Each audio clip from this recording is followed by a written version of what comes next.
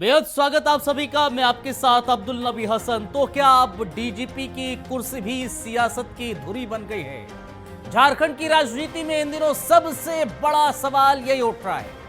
राज्य सरकार ने साफ कर दिया है कि वो डीजीपी अनुराग गुप्ता को रिटायर नहीं करना चाहती और इसके लिए केंद्र को बाकायदा कानूनी राय के साथ जवाब भी भेजा जाए। सरकार का तर्क है कि उसने पुलिस एक्ट के तहत नियमावली बनाई है, सुप्रीम कोर्ट की गाइडलाइंस का पालन किया है और उसी के मुताबिक अनुराग गुप्ता की नियुक्ति हुई है। लेकिन विपक्ष का आरोप है कि यह नियमावली गुप्ता स्पेशल है।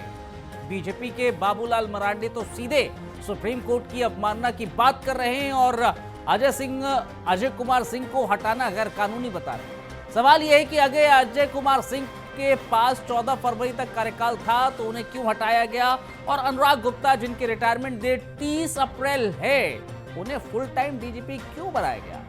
जब पद के लिए कम से कम 6 महीने की सेवा शर्त जरूरी है, तो क्या झारखंड सरकार ने यूपी, बंगाल, तेलंगाना की तर्ज पर नियम बनाया और अपना बंदा अपनी कुर्सी का नया मॉडल लॉन्च कर दिया?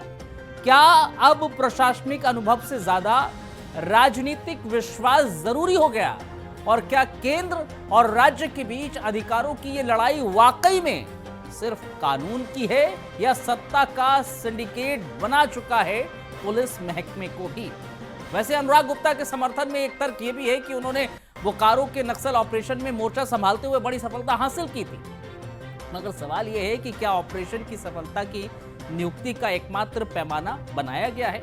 कहीं ऐसा तो नहीं है कि इस कुर्सी पर बैठा इंसान अगर सरकार को भरोसेमंद हो तो उसके बाकी सारे मापदंड खुद ब खुद फिट हो जाते, और अगर नहीं है तो चाहे उसका कार्यकाल बचा हो या नहीं उसे चलता कर देना चाहिए। राजनीतिक प्रोटोकॉल दरअसल इसका मुद्दा बना। विपक्ष सवाल पूछ रहा है कि सरकार जवाब दे रही है, मगर जनता पूछ रही है कि कानून और लोकतंत्र की नियुक्तियों में भी अगर सत्ता का मनचाहा राज बजने लगेगा तो फिर सिस्टम बचेगा कैसे? आज दरअसल इसी पर बहस करेंगे, जानने की कोशिश करेंगे आखिर क्यों चहेते बन गए हैं डीजीपी साहब झारखंड सरकार। क्यों रिटायरमेंट नहीं दिया गया जब उनकी डेट हो गई थी 30 अप्रैल तक? करेंगे बातचीत। हमारे साथ कुछ खास मेहमान जुड़ेंगे, लेकिन कुछ वक्त पहले के कुछ बयान आपको सुनाते हैं पक्ष और विपक्ष। कि डीजीपी के अवैध नियुक्ति को तुरंत रद्द किया जाए, यूपीएससी द्वारा अनुमोदित सूची से ही डीजीपी की नियुक्ति हो, झारखंड हाई कोर्ट के मुख्य न्यायाधीश स्वतः संज्ञान लेकर इस मामले की सुनवाई करें। हम सरकार से सवाल पूछना चाहेंगे, क्या हेमंत सोरेन खुद को सुप्रीम कोर्ट से ऊपर समझते हैं? क्या झारखंड सरकार एक विवादास्पद दागदार अधिकारी को बचाने के लिए कानून तोड़ रही है?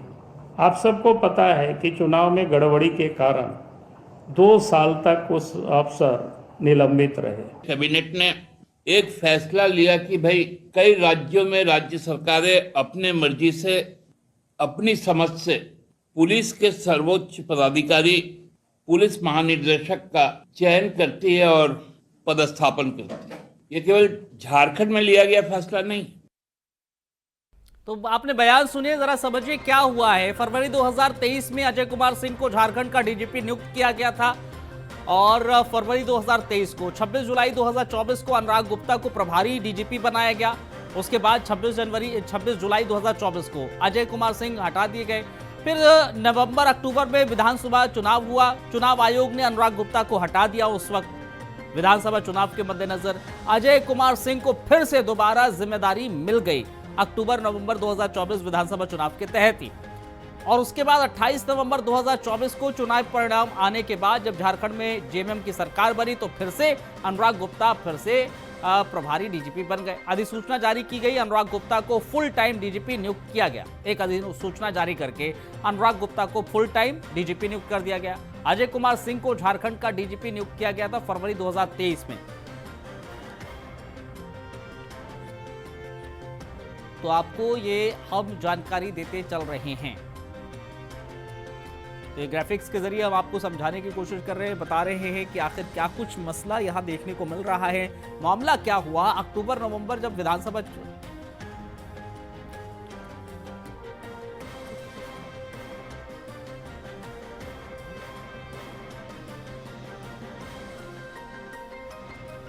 राज्य सरकार का दावा है यूपी, बंगाल, तेलंगाना की तर्ज पर डीजीपी चयन की नई नियमावली बनाई गई है। इसके अलावा कैबिनेट की सहमति के बाद रिटायर्ड जस्टिस की अध्यक्षता में चयन समिति गठित की गई है। ये राज्य सरकार दावा करती हुई नजर आ रही है। अनुराग गुप्ता के नाम अनुशंसा की गई थी उस वक्त, और ये राज्य सरकार का दावा रहा है। इसके बीच बीजेपी का आरोप क्या है, जरा समझिए। बीजेपी कह रही है कि ये तो सुप्रीम कोर्ट की अवमानना है, ये पूरी तरीके से सुप्रीम कोर्ट के आदेशों की अवमानना की गई है सरकार की ओर से। अजय कुमार सिंह को कार्यकाल पूरा होने से पहले ही हटा दिया गया। क्यों हटा दिया गया, ये बड़ा सवाल है, ये बीजेपी सवाल पूछ रही है। इसके अलावा अनुराग गुप्ता की सेवा की अवधि जब 30 अप्रैल 2025 तक है, तो सिर्फ 2 महीने शेष रह रहे थे उस समय जब ये आरोप लगाया गया, लेकिन अब तो 30 अप्रैल निकल गई है, अब फिर से उनको नियुक्त कर दिया गया, जबकि डीजीपी के लिए न्यूनतम 6 महीने की सेवा शर्त जरूरी होती है। तो ये दरअसल आरोप राज्य सरकार अपना दावा बता रही है, बीजेपी आरोप लगा रही है। आरोप बीजेपी का ये इस लिहाज से भी है क्योंकि आज की तारीख में हेमंत सोरेन जब विदेश की यात्रा से आए, उन्होंने बाकायदा डीजीपी साहब से मुलाकात भी की। मुलाकात के बाद ये कहा कि हम केंद्र सरकार को पत्र सौंपेंगे, हम पत्र उनको देकर चिट्ठी लिखित में बताएंगे कि वह आखिर किया गया। लेकिन बड़ा सवाल यह है कि जब रिटायरमेंट की उम्र हो गई है, 60 बरस हो गए हैं, कल की तारीख लास्ट डेट थी 30 तारीख तक, तो आखिर क्यों एक्सटेंड किया जा रहा है डीजीपी को, ये बड़ा और महत्वपूर्ण सवाल है। हालांकि बाबूलाल मरांडे तो यहाँ तक कह गए कि झारखंड में पिछले 2 दिनों से बिना डीजीपी के झारखंड चल रहा है, कानून व्यवस्था किसके भरोसे, ये कहा गया। क्योंकि अभी तक औपचारिक तौर पर, जाहिर तौर पर 30 अप्रैल तक जब कार्यकाल था, तो अभी कोई औपचारिक तौर पर ऐलान नहीं किया गया है कि नियुक्ति हो गई है, लेकिन अभी तक डीजीपी को हटाया नहीं गया है उनके पद से। ये दरअसल विवाद खड़ा हो गया है। अब बीजेपी, झारखंड मुक्ति मोर्चा सरकार से, जेएमएम सरकार से सवाल पूछ रही है, हेमंत सरकार से सवाल पूछ रही है कि आखिर क्यों डीजीपी महोदय को अपने पद पर बनाए रखे हुए हैं अभी भी, आखिर क्यों ऐसा किया जा रहा है। क्योंकि इससे पहले भी जब बिहार में, माफ कीजिएगा, झारखंड में जब विधानसभा का चुनाव होने वाला था, उस दौरान भी पूरी तरीके से इनको हटाया गया था। और क्योंकि अभी आपने बाबूलाल मरांडे को भी सुना था, वो कह रहे थे कि चुनाव में धांधली का आरोप लगा था, उस बाबत ही चुनाव आयोग ने इनको हटा दिया था।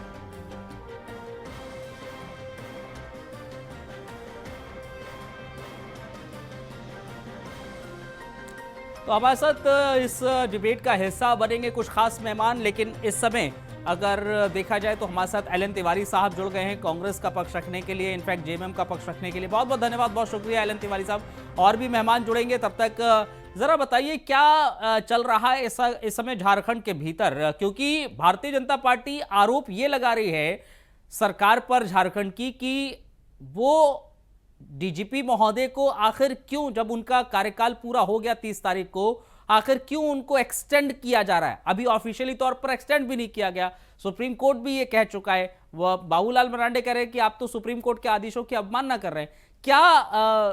क्या मोटिव है एक्सटेंड करने का डीजीपी साहब के कार्यकाल को? देखिए, इसके पहले हम आपको ध्यान में ला दें कि सिर्फ डीजीपी को रखने की बात नहीं है। अभी एकांत सप्ताह पहले हमारे राज्य के स्वास्थ्य मंत्री डॉक्टर इरफान अंसारी ने रिम्स के निर्देशक को बदल दिया। उस पर भी बीजेपी के नेताओं ने सवाल उठाया। अच्छा, कि इनको तो हटा दिया गया, उसको क्यों लाया गया। तो सरकार में जब बीजेपी रहे तो ये अपने मन से सरकार चलाएं, और जब यहाँ के झारखंड की जनता ने उनको विपक्ष में भेज दिया, तो क्या चाहते हैं बीजेपी के नेता कि उनसे लिस्ट लेकर के तब डीजीपी हम रखें, रिम्स निर्देशक को हटाएं या रखें। ऐसा नहीं होता है, ये पहली बार नहीं हुआ। अभी आप ही ने बताया ना रिपोर्ट में कि यूपी, तेलंगाना और पश्चिम बंगाल 3 जगह में जो नियम बनाए गए, तो झारखंड के लिए हो गया तो कहाँ पहाड़ गिर गया तो क्या? सवाल ये पूछ रहे हैं ना एलन तिवारी साहब, सवाल ये किया जा रहा है कि आखिर क्या मंशा क्या है कि आप जिनका कार्यकाल पूरा हो गया है, जो रिटायरमेंट की एज देखिए, उनकी हो गई है, 60 इयर्स की हो गए हैं, 30 तारीख को उनका कार्यकाल पूरा हो रहा था, रिटायरमेंट हो रहा था, बावजूद उसके आपने रिटायरमेंट नहीं दिया।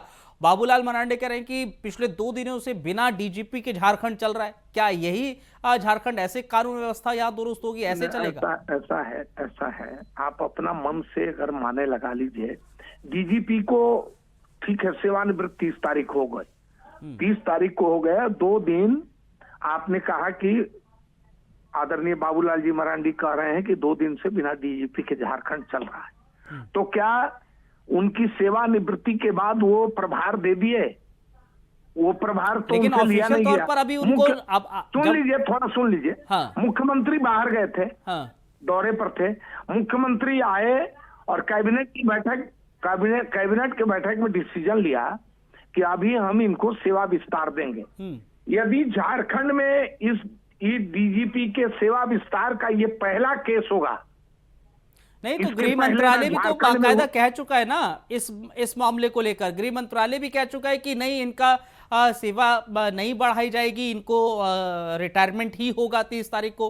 किसी भी तरह की कोई भी अनुमति नहीं दी गई गृह मंत्रालय की जब ओर से। तक की वैकल्पिक व्यवस्था नहीं हो जाती है, सरकार 2 दिन 4 दिन 1 हफ्ता 15 दिन के लिए भी नहीं ऐसा कदम उठा सकती है। तब इसका मतलब कि बाबूलाल जी मरांडी और बीजेपी के नेताओं से पूछ करके तब हम कदम उठाएं। तो तिवारी साहब, ऐसे सरकार नहीं चलती। ठीक है तिवारी साहब, जाहिर तौर पर आप बाबूलाल मरांडी से नहीं पूछेंगे, आप विपक्ष के नेताओं से नहीं पूछेंगे, लेकिन झारखंड की सरकार को खुद तो इस बात का इल्म है ना, उसको खुद इस बात का पता था कि रिटायरमेंट कब होना है। कार्यकारी कोई ऑप्शन के तौर पर अभी तक कोई आपको मिला ही नहीं। पॉइंट ये है ना। मुख्यमंत्री थे यहाँ, सुनिए, मुख्यमंत्री थे यहाँ, मुख्यमंत्री बाहर थे। हाँ, मुख्यमंत्री आए हैं। मुख्यमंत्री कब गए थे सर? कब गए थे? उनका दौरा कब था? कल की तारीख में वो वापसी करी उन्होंने। 29 तारीख को गए थे, 29 तारीख को गए थे। और 2 महीने पहले का जिक्र हो रहा है, 2 महीने पहले भी इस पूरे मसले को लेकर बाकायदा बाबूलाल मरांडी हो या फिर बीजेपी के तमाम नेता, उन्होंने प्रेस कॉन्फ्रेंस की। उन्होंने कहा कि आखिर क्यों इनका जब 30 तारीख को सेवानिवृत्त हो रहे हैं तो क्या आपके पास ऑप्शन है? तब भी कोई जवाब नहीं दिया गया। हम एक बात पूछना चाहते हैं, जानना चाहते हैं, आपके माध्यम से एक बात जानना चाहते हैं कि क्या यह ऐसी घटना या ऐसा कदम ये पहली बार उठाई जा रही है? इसके पहले झारखंड या अविभाजित बिहार में कोई कदम नहीं उठाया गया? किसी सेवानिवृत्त अधिकारी के सेवा विस्तार की स्वीकृति ने कैबिनेट ने नहीं दी। ये पहली घटना है ना।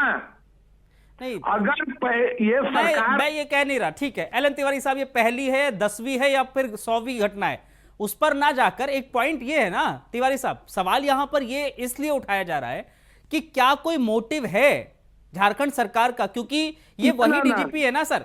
एलन तिवारी साहब, आप तो बाखूबी जानकार हैं ना। आप सुनिए ना तिवारी साहब, आप तो जानकार हैं, आपको इस बात का तो जानकारी है। जब चुनाव हो रहे थे तो चुनाव आयोग ने भी इनको लेकर क्या कहा था? चुनाव में धांधली का आरोप लगा था, फिर इनको हटा दिया गया था, उसके बाद नए डीजीपी को लाया गया, फिर जब सरकार बन गई जेएमएम की, फिर इनको डीजीपी के पद पर लाया गया। आपके प्रश्नों का क्रमवार उत्तर दे दूं मैं। हमने ये निवेदन किया आपसे कि इन पर अगर देखे, आरोप लगना एक बात है, आरोप सिद्ध होना दूसरी बात है। आरोप लगा था डीजीपी पर और उनको हटा दिया गया। चूंकि विवाद जब होता है, चुनाव होने लगते हैं, तो पक्ष विपक्ष कोई अगर एक सवाल उठा दिया तो उसको तुरंत चुनाव आयोग कार्यान्वित कर लेती है। तो जब ये सवाल उठा और चुनाव संपन्न हुआ और फिर जब सरकार लौट गई, सरकार को तो ये कहा जा रहा था कि ये इनको तो मिलेगा नहीं। सब जितनी चुनाव देश में होते हैं सब में पहले चुनाव जीत जाती है बीजेपी। आपको याद होगा लोकसभा में अब की बार 400 पार, अब की बार 400, अपने नारा लगाते थे देश के प्रधानमंत्री। अब की बार दाहिना हाथ ऐसे करके कहते थे 400 पार।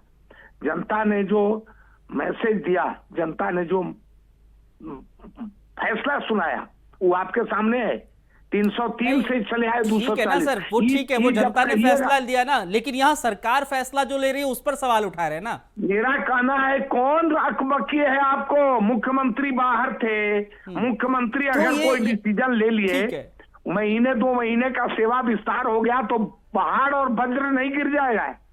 तो आप ये कह रहे हैं कि महीने 2 महीने का सेवा विस्तार हो जाएगा, कार्यकाल बढ़ा दिया जाएगा तो कोई दिक्कत नहीं है। हेमंत गुप्ता जी, क्या इस कार्यकाल को बढ़ाने की पीछे की आपको मंशा नजर आ रही है? क्योंकि कल की तारीख 30 तारीख को बकायदा रिटायरमेंट होना था, रिटायर हो रहे थे, लेकिन अभी तक इसको लेकर कोई भी ऑफिशियल तौर पर झारखंड की सरकार की तरफ से, अधिकारियों की तरफ से, मंत्रियों की तरफ से कोई भी ऑफिशियल स्टेटमेंट नहीं आया। हालांकि मुख्यमंत्री कल जब वापस आए उन्होंने मुलाकात की डीजीपी साहब से और कहा कि हम सरकार को पत्र लिखकर बताएंगे। महाजन साहब, ये एक डीजीपी का सेवा विस्तार तो 2 वर्ष के लिए किया जा सकता है, ये तो नियम है, लेकिन तब है कि राज्य सरकार और केंद्र सरकार दोनों की नियमावली इसमें कार्य करती है। और अगर डीजीपी को विस्तार देना है तो राज्य सरकार अपनी नियमावली बना सकती है। राज्य में अगर लॉ एंड ऑर्डर इनके रहते बहुत अच्छा है या मेंटेन हो रहा है या टेररिज्म वाला कोई मामला है और उस पर ये सफल अभियान चला रहे हैं तो इनको सेवा विस्तार दिया जा सकता है। सेवा विस्तार देने के कई कारण हो सकते हैं। राज्य सरकार अपनी नियमावली के अनुसार इसको सेवा विस्तार दे सकती है, लेकिन तब है कि केंद्र सरकार का अनुमोदन होना भी बहुत जरूरी है। और सर्वोच्च न्यायालय ने प्रकाश सिंह मामले में डिसीजन जो दिया, उसमें जो गाइडलाइंस दिया उसको राज्य सरकार को फॉलो करना पड़ता है। तो इस वजह से राज्य सरकार अपने सेवा विस्तार का जो अपना जो पॉलिसी है, लेकिन अभी हेमंत जी बीजेपी तो आरोप लगा रही है कि ये तो सुप्रीम कोर्ट के आदेशों की अवमानना है। गृह मंत्रालय ने जो कहा है आप वो सामंजस्य नहीं स्थापित कर पा रहे हैं। गृह मंत्रालय ने भी किसी भी तरीके की ऑफिशियल ये थोड़ी ना बोला है कि आप इसको कार्यकाल बढ़ाइए। नियम तो ये है कि जब रिटायरमेंट होता है उसके 6 महीना पहले आपको ये प्रोसेस करना पड़ता है। बिल्कुल। और जब आप वंस एक बार कर लेते हैं तो जब तक उस पर कोई एलिगेशन प्रूफ नहीं होता है तब आप दे सकते हैं, लेकिन अगर कोई एलिगेशन है इसके ऊपर तो उसमें कंसिडरेशन सेंट्रल गवर्नमेंट से ली जाती है, क्योंकि उसके लिए गाइडलाइंस प्रकाश सिंह मामले में सुप्रीम कोर्ट ऑफ इंडिया ने एक गाइडलाइंस बना दिया। तो इसलिए हो सकता है कि राज्य सरकार के खिलाफ बोला जा रहा है कि भाई आप सुप्रीम कोर्ट की अवहेलना कर रहे हैं या केंद्र सरकार के नियमों का पालन नहीं कर रहे, लेकिन राज्य सरकार को यह अधिकार है कि नियमावली अपना बना सकती है। जाहिर है नियमावली बनाई जा सकती है, लेकिन सामंजस्य भी होना चाहिए। और एलन तिवारी जी, वो सामंजस्य ही अभी नहीं हो पा रहा है, क्योंकि अब अगर देखा जाए क्योंकि मंशा पर सवाल उठाए जा रहे हैं। हेमंत गुप्ता जी भी कह रहे हैं कि किसी भी तरह का आरोप सिद्ध ना हुआ हो, लेकिन आरोप तो उन पर लगा था। बीजेपी कह रही है कि कोई ना कोई अंदर खाने मंशा है कांग्रेस की या फिर जेएमएम की या फिर जो झारखंड की सरकार है। तिवारी साहब, हेमंत जी ने जब ये बात स्पष्ट कर दी कि आरोप लगना एक, मैंने पहले भी निवेदन किया है कि आरोप लगना एक बात है, आरोप सिद्ध होना दूसरी बात है। जब आरोप सिद्ध नहीं हुआ तो वो आरोपित नहीं है, वो दोषी नहीं माने जाएंगे। नहीं, ऐसी परिस्थिति में यदि राज्य सरकार केंद्र को सूचित करेगी कि निर्णय लेकर कैबिनेट से निर्णय हुआ है, वो सूचित करेगी और केंद्र से अनुमोदन प्राप्त करेगी।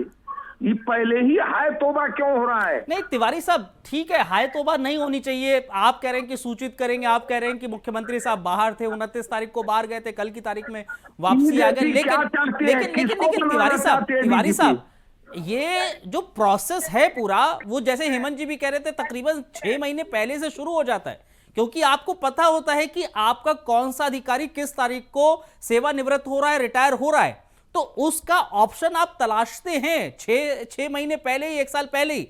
तो क्या अभी झारखंड सरकार के पास कोई ऐसा आला अधिकारी नहीं है, कोई ऐसा अधिकारी नहीं है जो झारखंड की कमान संभाल पाए कानून व्यवस्था को लेकर? क्या ये माना जाए कि अगर आप इनको अभी एक्सटेंड कर रहे हैं तो?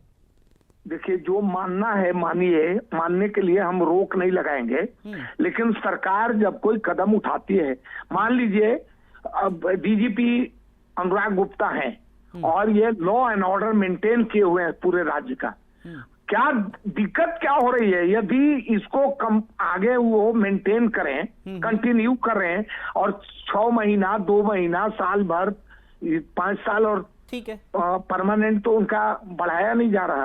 अगर तत्काल उनको महीने, 2 महीने, 4 महीने के लिए अवधि बढ़ाई जाती है तो कौन सा वज्रपात हो जाएगा? इंतजार कीजिए, थोड़ा देखिए कि लॉ एंड ऑर्डर चल रहा है नहीं।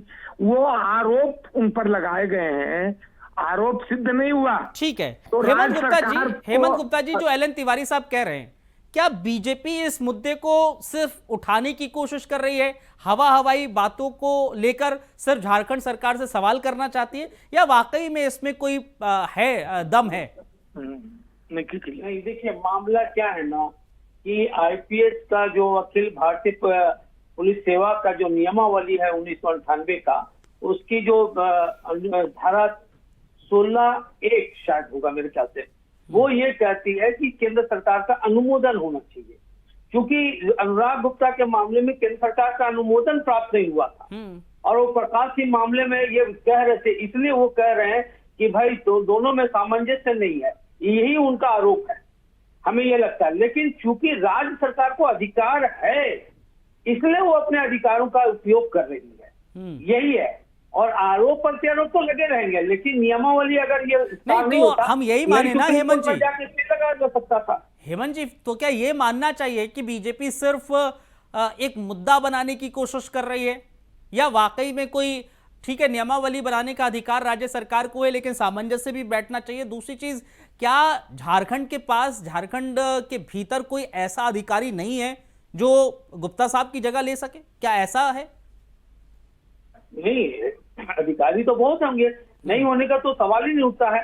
लेकिन तब है कि भारत सरकार का जो गृह मंत्रालय है, सेवा विस्तार चाहे कोई भी पदाधिकारी हो, उसको लेने के लिए गृह मंत्रालय से आपको अनुमोदन प्राप्त करना पड़ता है, और वो अनुमोदन यहाँ नहीं मिला। बस यही, इसी की वजह से ये सियासी खेल है, और ये सियासतदान हमारे जो है उठा रहे इस मामले को कि भाई ये अनुमोदन नहीं किया गया, फिर भी जो है तो इसको क्या। लेकिन फिर भी मैं कहता हूँ ये राज्य सरकार की क्षेत्राधिकार में है, वो बना सकती है, और केंद्र सरकार नहीं मानती है तो इस मामले में कोर्ट ही, अदालत ही फैसला देगी, जाहिर है। और एलन तिवारी साहब, क्या अब ये माना जा सकता है, जो हेमंत जी भी कह रहे हैं, कि ठीक है राज्य सरकार की उसके पास ये अधिकार है कि वो कुछ नियमावली के अनुसार वो कर सकती है, लेकिन अब जब ये एक्सटेंड किया जा रहा है, कब तक किया जाएगा? और जो ऑप्शन के तौर पर कहा जा रहा है, क्या ये 1 साल 2 साल के लिए एक्सटेंड होगा, या फिर कुछ महीनों के लिए होगा, या क्योंकि कम से कम 2 साल के लिए तो एक्सटेंड होता ही है? हाँ, देखिए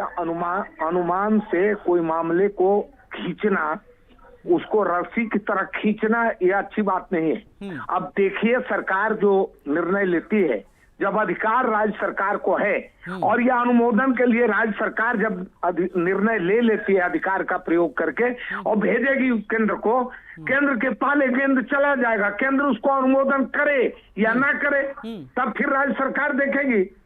आपके पास जब जाएगा और आप कहते हैं सामंजस्य नहीं है, तो नहीं है सामंजस्य, ये कह के आप अनुमोदन मत कीजिए, फिर राज्य सरकार देखेगी क्या करना है।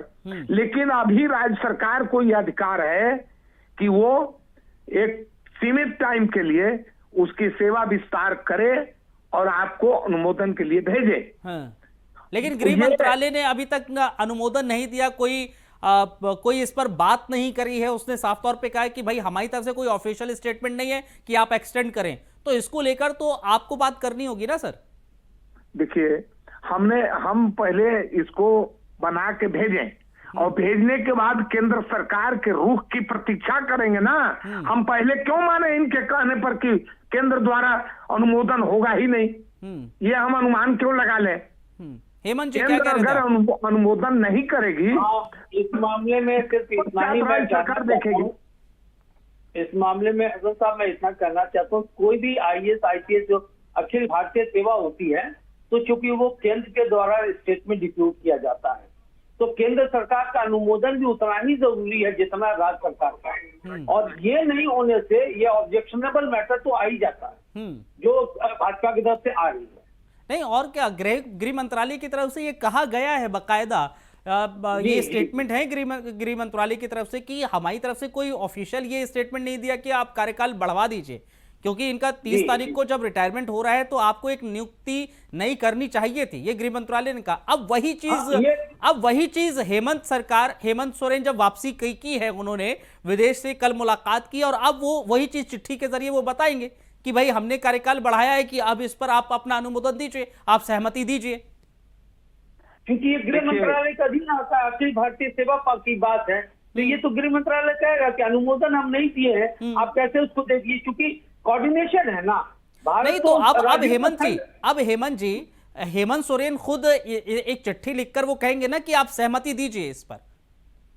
हाँ, ये बात यही मैं बोल रहा था, राज्य सरकार का अधिकार क्षेत्र है, राज्य सरकार ये बता सकती है विद रीजन कि भाई हमको इस कारणों से इनका सेवा विस्तार होना चाहिए, तो उसमें केंद्र सरकार समझ देगी, क्योंकि एम्प्लॉयमेंट तो आखिर उन्हीं के द्वारा है ना, वो तो यहाँ डिप्यूट किया गया राज्य में। चलिए ठीक है, बहुत शुक्रिया एलन तिवारी जी, आपका बहुत बहुत धन्यवाद। हेमंत गुप्ता जी बहुत बहुत धन्यवाद, बहुत शुक्रिया आपने हमें ज्वाइन करा इस डिबेट में, बहुत बहुत धन्यवाद, बहुत शुक्रिया आप सभी।